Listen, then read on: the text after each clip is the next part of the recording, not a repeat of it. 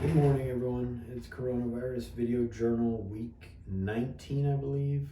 It is the morning of December 27th, 2020. I just finished another week of shifts. If you're fortunate enough, you got to see that I put out a Christmas message on Christmas night. We're getting our asses kicked at this point.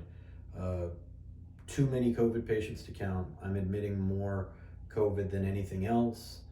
We have a mobile morgue outside of our emergency department now.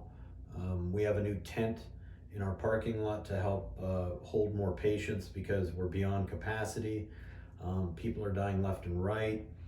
I actually had a patient that we had to put on a ventilator, and when as a young man, when we had to inform his wife that we were going to put him on a ventilator, we had to find her in the hospital as a patient because she's sick too.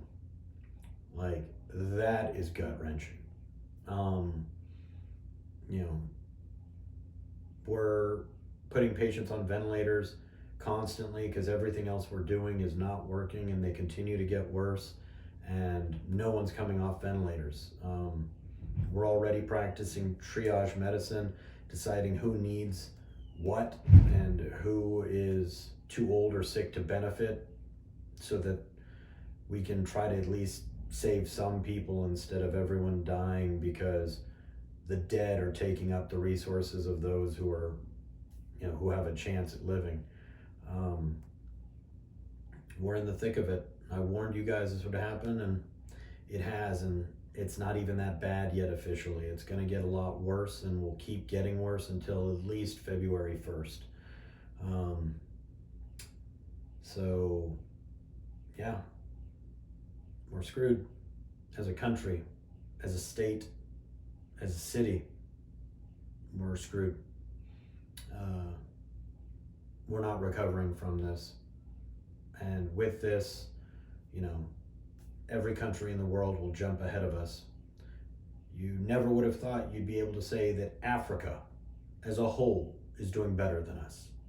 But they're so used to diseases in terms of like Ebola and things like that, that they know what to do, and their people don't fuck around. And they're beating it. They're surviving it while we're bleeding to death because of it. So I don't know what else to say. It sucks. It's gonna get worse, and it's your own fault as a country. It's America's fault because half this country doesn't want to listen to me or people like me. So what can you do? Just keep trying to save people and keep going home knowing you didn't. So we have a lot of people who have other issues because of COVID. Huge blood clots in the lungs, deadly blood clots, strokes. Had a 50-year-old patient who had a stroke because of COVID. 55-year-old guy had a gigantic blood clot and was like that close to dying from it. But yours truly caught it because I'm awesome. To give you some perspective on how this feels, I'm an awesome doctor, and I do a really good job with what I do here. And I'm losing all the time now. All the time. So, literally just imagine being awesome at something, and then someone constantly screwing you over and screwing you up so you can't be awesome, despite knowing your own potential.